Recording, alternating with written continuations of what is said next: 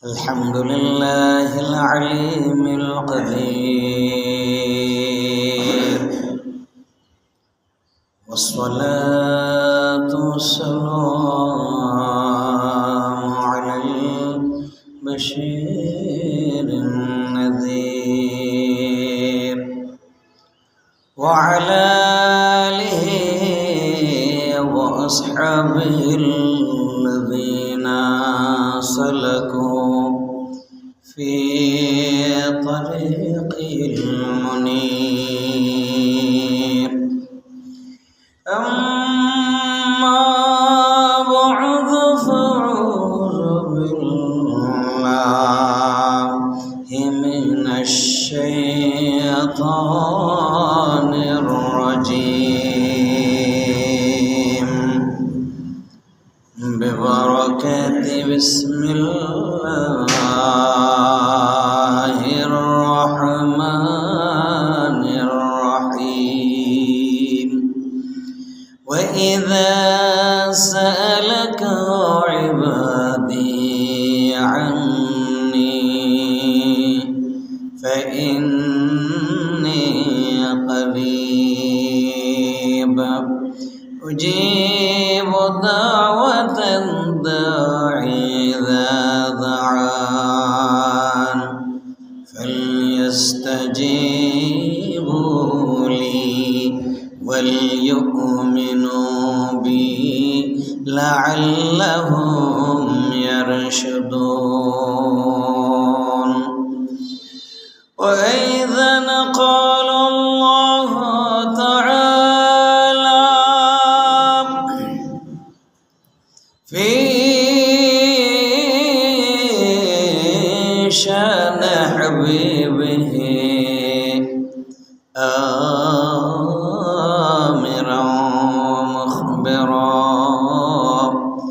إن الله وملائكته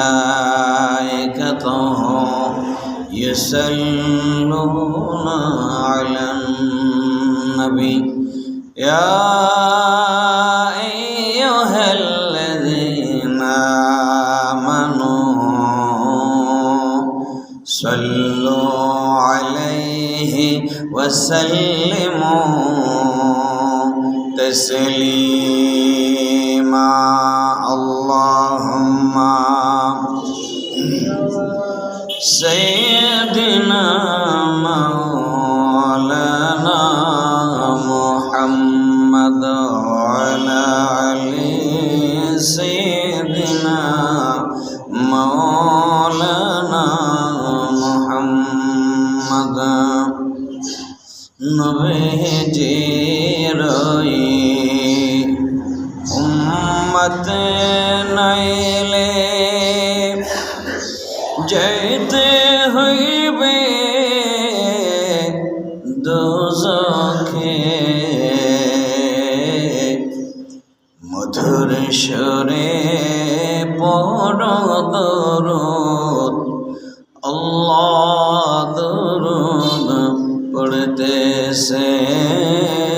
আল্লাহুম্মা সাল্লি আলা সাইয়্যিদিনা মাওলানা মুহাম্মদ ওয়া আলা আলি সাইয়্যিদিনা মাওলানা মুহাম্মদ বালাগাল উলা বিকামালিহি كشف الدجى بجماله حسنت جميع خصاله صلوا عليه وآله. إن التياريح السوام يوما إلى أرض الحرم بلغ سلامي روضة فيها النبي المحترم بلغ العلا بكماله كشف الدجى بجماله حسنت جميع خصاله صلوا عليه وآله। উপস্থিত আল্লাহর ঘরে মেহমান বিন্দার ইমানদার মুরব্বিয়ান আজম, সমবয়সী বরাদারান ইসলাম, মাইকের আওয়াজ যতদূর যাচ্ছে আমার মুসলমান ভাই ও বোনেরা, আসসালামু আলাইকুম ওয়া রাহমাতুল্লাহি ওয়া বারাকাতুহু। আল্লাহর দরবারে অসংখ্য শুকরিয়া জ্ঞাপন করছি যে মহামুনিব আল্লাহ সুবহানাহু ওয়া তাআলা আমাদেরকে সুস্থ সবল রেখে আজকের এই শাবান মাসের সর্বশেষ জুমায় আগে ভাগে আল্লাহর ঘরে আসার বসার তৌফিক এনায়েত করেছেন। সেজন্য মনিবের দরবারে কালিমাতুশ শুকর আদায় করছি। সকলেই পড়ি আলহামদুলিল্লাহ। প্রিয় হাজিরিন, আজকের খুতবার আলোচ্য বিষয় হচ্ছে দোয়া ও মুনাজাত। এই বিষয়কে সামনে রেখে আমি আপনাদের সামনে সূরা বাকারার 186 নম্বর আয়াত তেলাওয়াত করেছি। আল্লাহ সুবহানাহু ওয়া তাআলা যদি দয়া করেন সাথে আপনাদের দোয়া থাকে, ইনশাআল্লাহ চেষ্টা করব কোরআন ও হাদিসের আলোকে দু চারটি কথা বলার জন্য। ক্বালা রাব্বি ইশরাহ লি সাদরি ওয়া ইয়াসসির লি আমরি ওয়াহলুল উকদাতাম মিন লিসানি ইয়াফকাহু কওলি। প্রিয় হাজিরিন, আমি যে আয়াত কারিমা আপনাদের সামনে তেলাওয়াত করেছি, এটা নাজিল হওয়ার পিছনে প্রেক্ষাপট হচ্ছে যে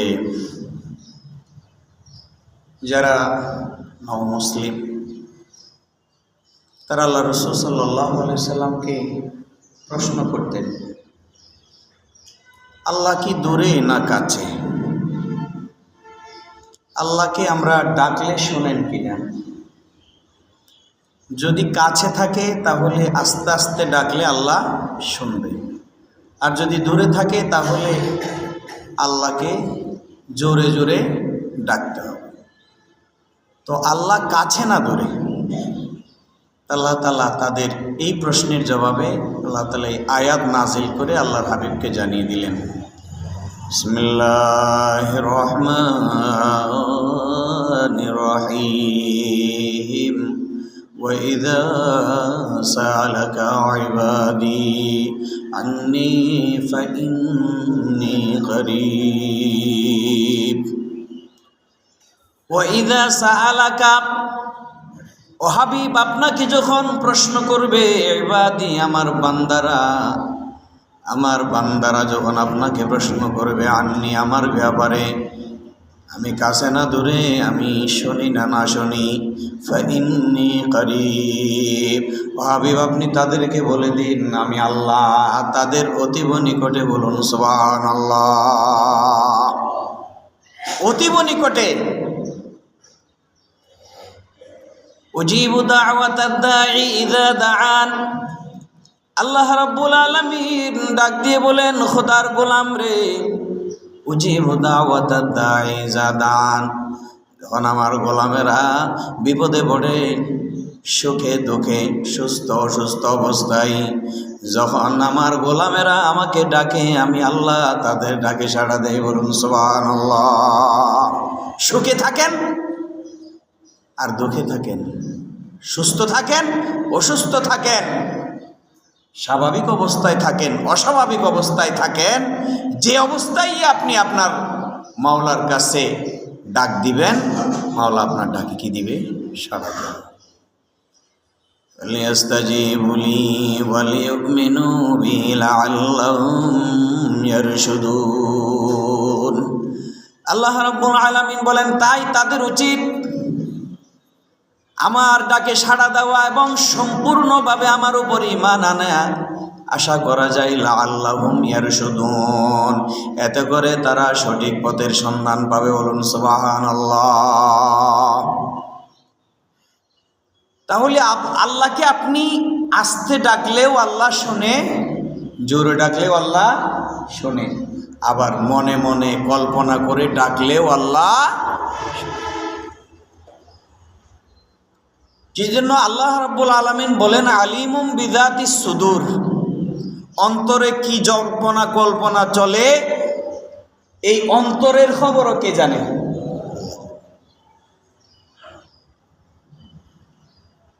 আল্লাহ বলেন ওয়া নাহনু আকরাবু ইলাইহি মিন হাবিলিল ওয়ারিদ। তো আমি এত কাছে তোমার এই যে গর্দানার কাছে যে শাহী রগ আছে না, এটা যতটুকুন না কাছে আমি মাওলা তার চাইতেও বেশি কাছে। সুবহানাল্লাহ। এটা যদি বান্দারা কল্পনা করে যে আমার মাওলা আমার সাথে আছে, তাহলে বান্দারা কখনো অপকর্ম করতে পারে না, মন্দ কাজ করতে পারে না।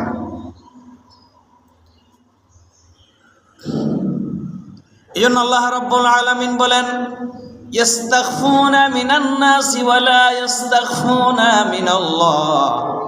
খোদার গোলাম রে, মানুষের দৃষ্টির আড়াল হতে পারবা, কিন্তু আমার মাওলার দৃষ্টির আড়াল হতে পারবা না, কারণ সব সময় তিনি আপনার সাথে আছে।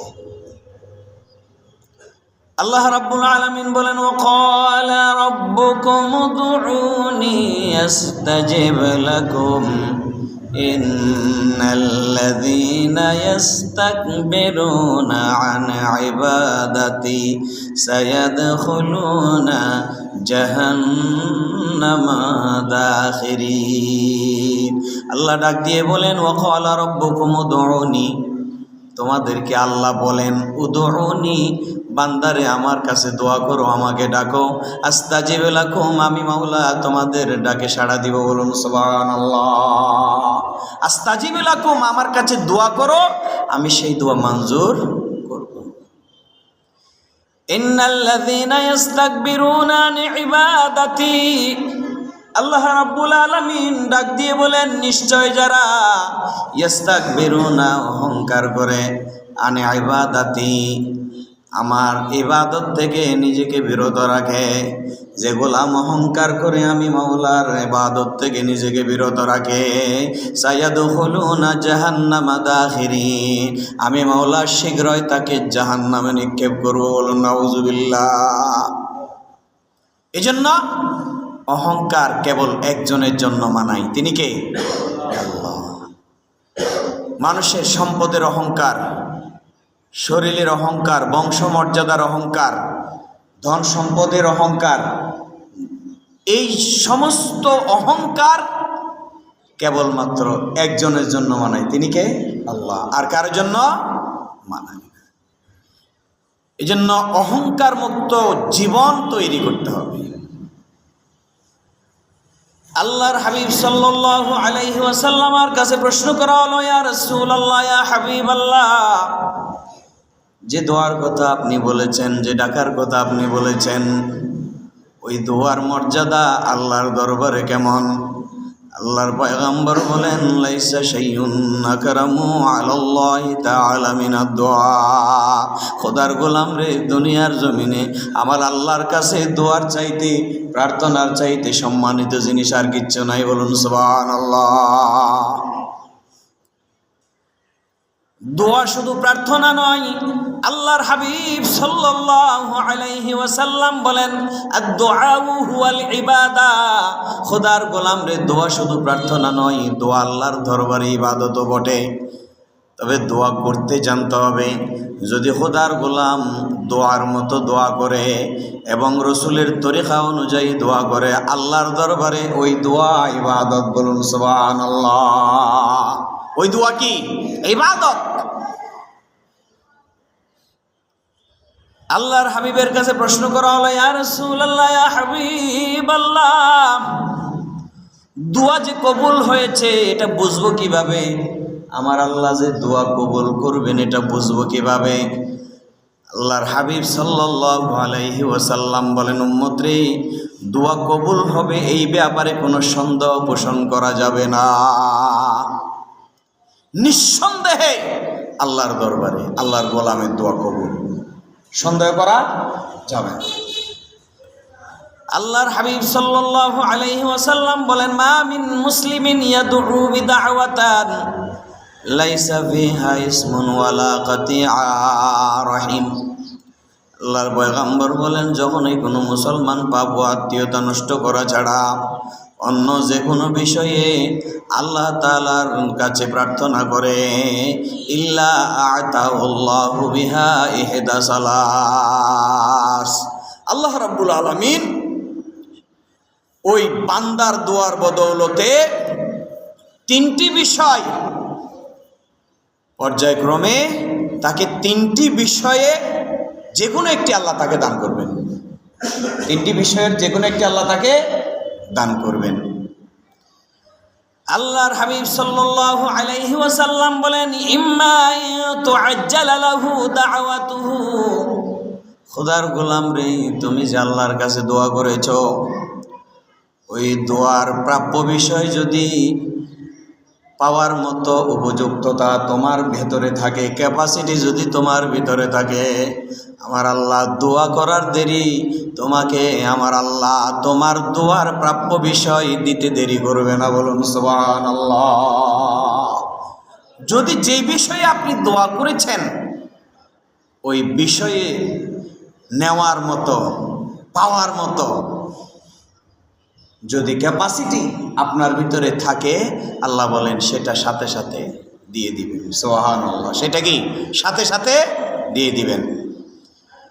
এরপর আল্লাহর হাবিব সাল্লাল্লাহু আলাইহি ওয়াসাল্লাম বলেন, ওয়া ইম্মা আইয়াদাখিরাহা লাহু ফিল আখিরাহ, খোদার গোলাম রে, যদি সাথে সাথে আমার আল্লাহ তোমার দোয়ার প্রতিদান যদি সাথে সাথে না দেয়, তাহলে ধরে নাও আমার আল্লাহ তোমার যত দোয়ার বদলতে যত চাওয়া পাওয়া আছে, সমস্ত চাওয়া পাওয়া আমার আল্লাহ তোমার জন্য আখিরাতে সঞ্চয় করে রেখে দিবেন। বলুন সুবহানাল্লাহ। সঞ্চয় করে রেখে দিবেন। ব্যাংকে সঞ্চয় করলে লাভ দেয় না ওয়া? হ্যাঁ, আল্লাহর সঞ্চয়ে লাভের পরিমাণ কত এটা বর্ণনা করা যাবে। এরপর আল্লাহর হাবিব সাল্লাল্লাহু আলাইহি ওয়াসাল্লাম বলেন, ওয়া ইম্মা আইয়াসরিফা আনহু মিনাস-সুই মিসলিহা, খোদার গোলাম রে, যদি আল্লাহ আখিরাতেও তোমার জন্য সঞ্চয় করে না রাখে, যদি সাথে সাথেও তোমার প্রতিপালিত তোমার চাওয়া বিষয় যদি তোমাকে না দেয়, তাহলে ধরে নিবা আমার মাওলা দোয়ার বদৌলতে তোমার জীবনের বিভিন্ন মুসিবত থেকে আমার আল্লাহ তোমাকে উদ্ধার করবেন। বলুন সুবহানাল্লাহ। যদি সাথে সাথে না দেয় তাহলে আখিরাতে সঞ্চয় করে রাখবে, আর আখিরাতেও যদি সঞ্চয় করে না রাখে তাহলে চলার পথে মানুষের জীবনে যত বিপদ আপদ আছে সমস্ত বিপদ থেকে আল্লাহ হেফাজত করবেন। সুবহানাল্লাহ। এই জন্য দোয়া, একটা নেক দোয়া আর একটা কি বদদোয়া। একটা নেক দোয়া আর একটা কি বদদোয়া। নেক দোয়ার কারণে মানুষের তকদির পরিবর্তন হয়, আর বদদোয়ার কারণে মানুষের তকদির ভেঙে যায়। এই জন্য চেষ্টা করতে হবে ইমানদার যারা, তারা যাতে সবসময় মানুষের কাছ থেকে নেক দোয়া অর্জন করার বিষয়গুলো অবলম্বন করতে পারে। কারণ বদদোয়া যদি একবার লেগে যায় এটা যায়। আমার মরহুম শাহ আব্দুল জব্বার রহমতুল্লাহ আলাইহি বলতেন, দোয়া গুলির আঘাতের চাইতে গুলির আঘাত এটা মারাত্মক। এটা কি মারাত্মক। গুলি যদি মারেন 5 মিনিট দরফরাই শেষ, কিন্তু গুলি দিয়ে আঘাত দিলে, কথা দিয়ে আঘাত দিলে, এই আঘাত আমরণ তার হৃদয়ে লেগে থাকবে এবং দেখলেই মনে হবে এই লোকটা আমাকে কি দিয়েছিল, কষ্ট দিয়ে। এই জন্য মানুষের দোয়া নিতে হবে, বদদোয়া নেওয়া যাবে না। এরপর আল্লাহর হাবিব সাল্লাল্লাহু আলাইহি ওয়াসাল্লামের কাছে প্রশ্ন করলেন, ইয়া রাসূলুল্লাহ, ইয়া হাবিবাল্লাহ, দোয়া করব কেমনে? আল্লাহর পয়গম্বর বলেন, ইন্নাল্লাহা হাইয়ুন কারীম ইস্তাহি ইযা রাফা আর-রাজুলু ইলাইহি ইয়াদাইহি আন ইয়ারুদ্দাহুমা সিফরান খায়বাতাইন। আল্লাহর পয়গম্বর ডাক দিয়ে বলেন, উম্মত রে, ইন্নাল্লাহ হাইয়ুন কারীম, আমার মাওলা লাজুক এবং দয়াবান। ইযা রাফা'আর রাজুলু ইলাইহি ইয়াদাইহি, যখন কোনো ব্যক্তি আমার আল্লাহর দরবারে দুখানা হাত উত্তোলন করে, আইয়ারুদ্দাহুমা সিফরান খায়বাতাইন, আমার আল্লাহ ডাক দিয়ে বলেন, বান্দা তোমার ওই দুটি খালি হাত, তোমার ওই দুটি উত্তোলিত হাত শূন্য হাতে ফেরত দিতে আমার লজ্জা লাগে। বলুন সুবহানাল্লাহ। অর্থাৎ আপনি যে আল্লাহর দরবারে দুখানা হাত তুলে দিয়েছেন ভিক্ষুকের ন্যায়, এই দুইটা হাত আল্লাহর খালি ফেরত দিতে লজ্জা লাগে। সেই জন্য দোয়া করতে হবে।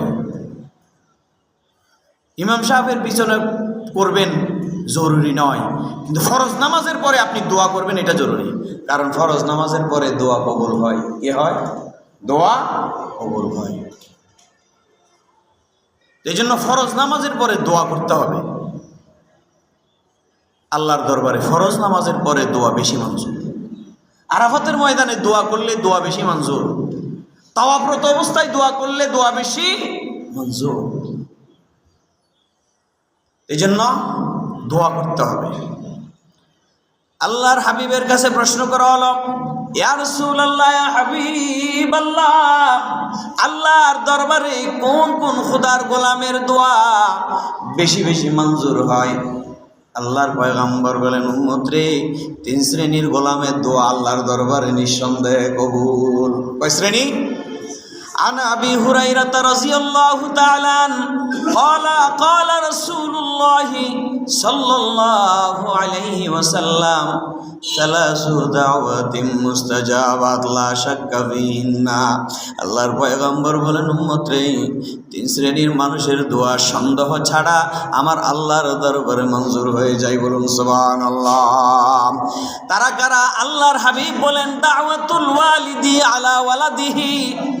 আল্লাহর পয়গম্বর ডাক দিয়ে বলেন, গোলাম রে, কোনো মা বাবা যদি তার সন্তানের পক্ষে, কোনো মা বাবা যদি তার সন্তানের কল্যাণের জন্য আল্লাহর দরবারে দুখানা হাত তুলে দিয়ে দোয়া করে, আমার আল্লাহর হাবিব বলেন, উম্মত রে, গুলি মিস হবে কিন্তু তোমার মা বাবার দোয়া তোমার পক্ষে মিস হবে না। বলুন সুবহানাল্লাহ। গুলি মারলে গুলি মিস হবে, কিন্তু মা বাবার দোয়া মিস। আল্লাহর দরবারে নিঃসন্দেহে যে 3 শ্রেণীর মানুষের দোয়া কবুল, তার মধ্যে 1 নাম্বার হচ্ছে সন্তানের জন্য মা বাবার দোয়া। সন্তানের জন্য কার দোয়া? মা বাবার দোয়া। পৃথিবীতে যারা শ্রেষ্ঠত্ব অর্জন করেছেন তাদের ব্যাকগ্রাউন্ড খোঁজ নিয়ে দেখবেন, তারা শ্রেষ্ঠত্ব অর্জন করার পেছনে মূল কারণ হচ্ছে মা বাবার দোয়া। কার দোয়া? মা বাবার দোয়া। এই জন্য মা বাবার দোয়া পাওয়ার জন্য সন্তান হিসেবে আপনার আমার করণীয় কি, সেগুলো আমাদেরকে করতে হবে। আর যদি বদদোয়া করে তাহলে জীবন বরবাদ। জীবন কি? এখানেও শেষ, ওখানেও শেষ। আল্লাহর হাবিব সাল্লাল্লাহু আলাইহি ওয়াসাল্লাম বলেন, রিজার রব্বি ফি রিজাল ওয়ালিদি ওয়া সাখাতুর রব্বি ফি সাখাতিল ওয়ালিদি। খোদার গোলাম রে, কেন তোমার মা বাবার দোয়া আল্লাহর দরবারে কবুল জানো নাকি? কারণ হচ্ছে রিদার রব্বি ফি রিজাল ওয়ালিদি, তোমার মা বাবা তোমার উপরে রাজি তো আমার মাওলা তোমার উপরে রাজি। আর তোমার মা বাবা যদি তোমার উপরে নারাজ, আমার মাওলাও তোমার উপরে নারাজ। বলুন নাউজুবিল্লাহ। এই জন্য মা বাবার দোয়া কালেকশন করার ব্যবস্থা করতে হবে। বলতে হয় না যে আম্মু আমাকে দোয়া করিয়েন, আব্বু আমাকে দোয়া করিয়েন। দোয়া করতে বলতে হয় না। এই জন্য মা বাবার দোয়া বড় অস্ত্র। মা বাবার দোয়া এত বড় অস্ত্র, যেটা আপনি অস্ত্র দিয়ে বিশ্বয় জয় করতে পারবেন না, কিন্তু মা বাবার দোয়া দিয়ে বিশ্ব জয় করতে পারবেন। রাসূলের একজন সাহাবী হযরত ওমর রাদিয়াল্লাহু তাআলা আনহুকে এসে বললেন, ইয়া খলিফাতুল মুসলিমিন, আমি আমার মাকে কাঁধে করে নিয়ে তাওয়াফ করেছি। আমার মাকে কাঁধে করে নিয়ে তাওয়াফ করেছি এবং সাফা মারওয়া সাই করেছি। আমি কি আমার মায়ের কোনো হক আদায় করতে পেরেছি? হযরত ওমর বলেন, কখনো না। তুমি তোমার মায়ের এক ফোঁটা দুধের ঋণও তুমি শোধ করতে পারো। এই জন্য মা বাবার দোয়াটা নেওয়ার জন্য মা বাবার খেদমত করতে হবে, মা বাবার কাছাকাছি থাকতে হবে। খাওয়াইতে না পারেন কিন্তু মাথায় গিয়ে একটু হাত দিয়ে বলবেন, বাবা কেমন আছেন, মা কেমন আছেন, দোয়া করে দিবে। আর দোয়া যদি মা বাবার লেগে যায়, জীবনে আর পেছনের দিকে তাকাইতে হবে না। মাটি ধরবেন তো স্বর্ণ বানিয়ে দিবেন কে? আল্লাহ। তারপরে আল্লাহর হাবিব সাল্লাল্লাহু আলাইহি ওয়াসাল্লাম বলেন, উম্মতরে 2 নাম্বার হচ্ছে ওয়া দাওয়াতুল মুসাফির। 2 নাম্বার হচ্ছে খোদার গোলাম। কোন মুসাফির, প্রকৃত মুসাফির, কোন মুসাফির যদি আমার আল্লাহর দরবারে দোয়া করে, নিঃসন্দেহে ওই দোয়া আমার আল্লাহর দরবারে মঞ্জুর হয়ে যায়। বলুন সুবহানাল্লাহ।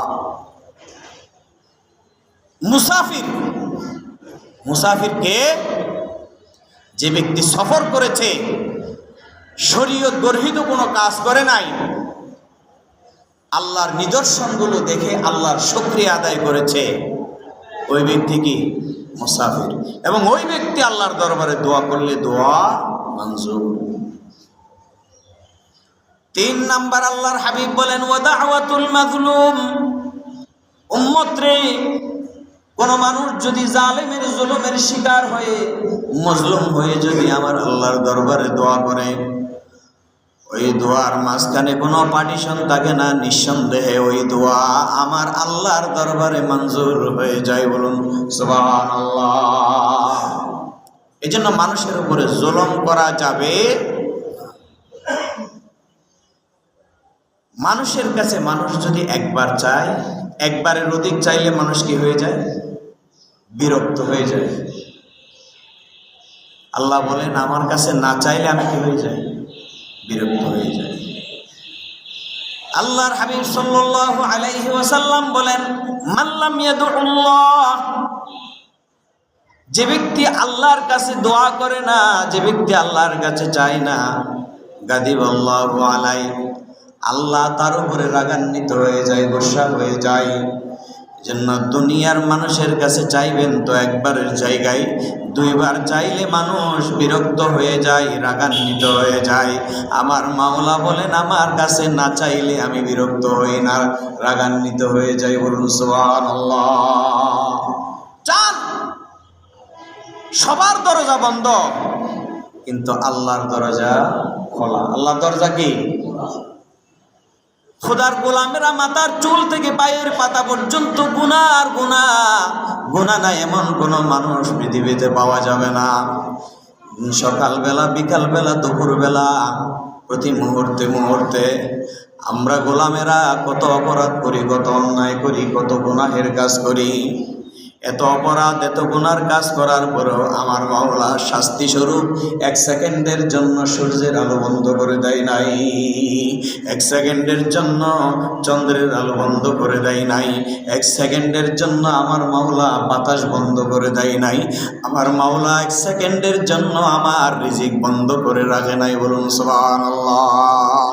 এত গুনাহ, এত অপরাধ করার পরেও আল্লাহ আমাদের উপরে কোন ধরনের অবরোধ দেয় নাই। এই জন্য আল্লাহ বলেন, বান্দার কাছে চাইবা তো বান্দা নারাজ হয়ে যাবে, আর আমার কাছে না চাইলে আমি নারাজ হয়ে যাই। আমার কাছে চাও। আল্লাহর কাছে বান্দা চাইলে আল্লাহ কি হয়ে যায়? খুশি হয়ে যায়। কি হয়ে যায়? খুশি হয়ে যায়।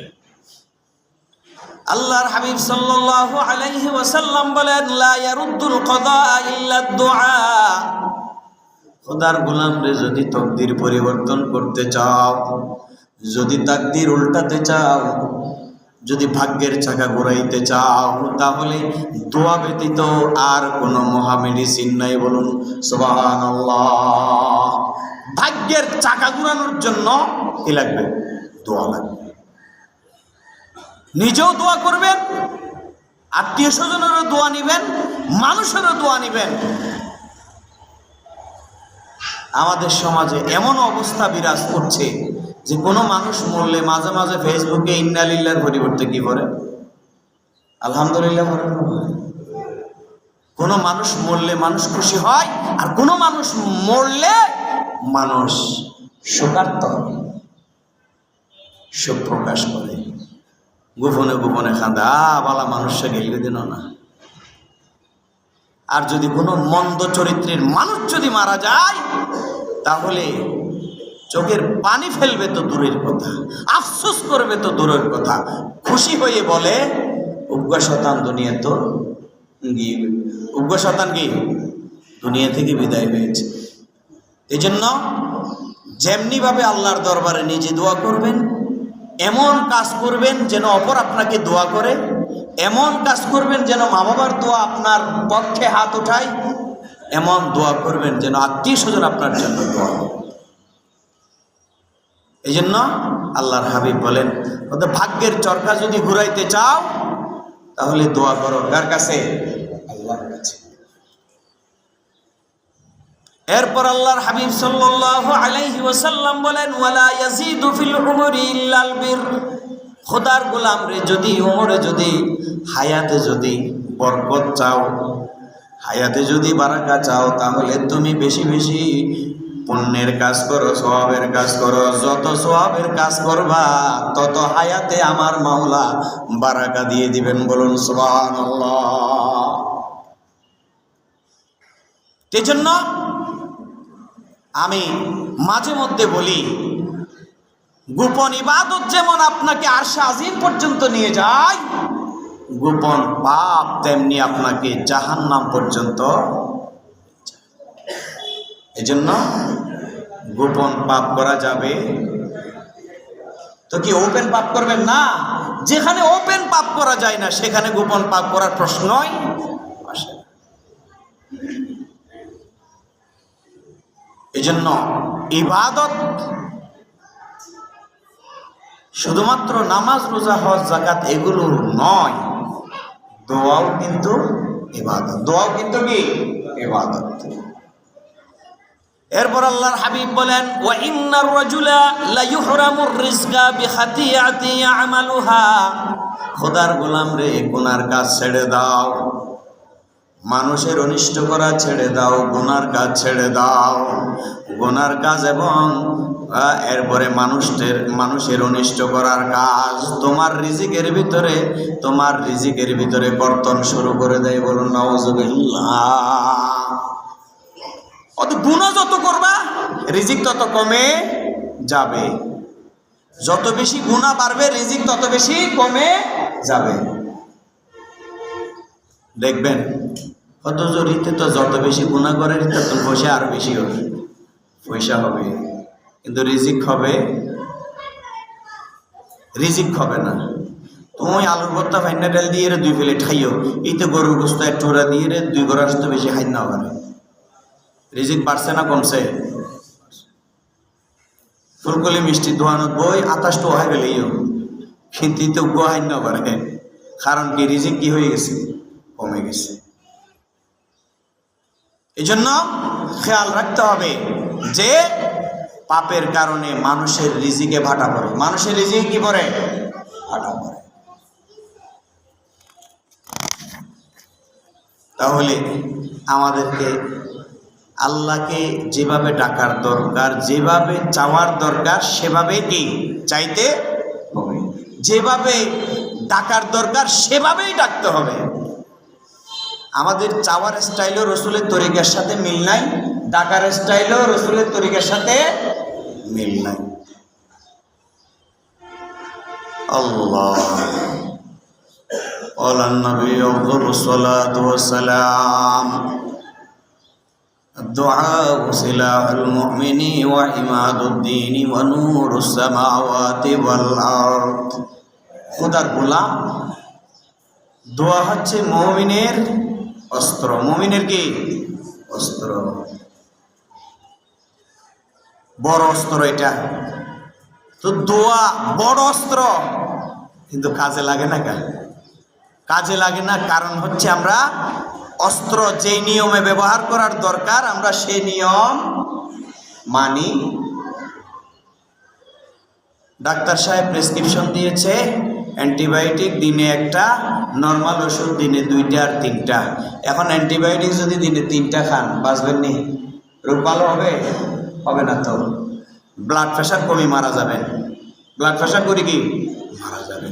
আল্লাহ রসুল যে প্রেসক্রিপশন মুসলমানের জন্য, ইমানদারের জন্য দিয়েছেন, এর চাইতে বড় প্রেসক্রিপশন পৃথিবীতে দেওয়ার মতো আর কেউ। এই জন্য আল্লাহ রসুলের প্রেসক্রিপশন অনুযায়ী চলতে হবে। আল্লাহ রসুলের প্রেসক্রিপশন অনুযায়ী ইবাদত করেন, দোয়া করেন, তাহলে দেখবেন ওই দোয়া অস্ত্রের কাজ দিবে। কিসের কাজ দিবে? ইমাদুদ্দিন। শুধু অস্ত্র নয়, এটা দিনের ভিত্তিও। দিনের কি ভিত্তি? ওয়া নূরুস সামাওয়াতি ওয়াল আরদ। আসমান এবং জমিনের নূর হচ্ছে দোয়া। আসমান আর জমিনের নূর কি? এই জন্য আমাদেরকে খেয়াল রাখতে হবে, নামাজের পরে দোয়া করবেন। সম্মিলিতভাবে করার ব্যাপারে বিভিন্ন মতামত আছে, ওদিকে আমরা যাব না। কিন্তু আপনি তো পার্সোনাল নামাজের পর দোয়া করতে পারেন। কার কাছে?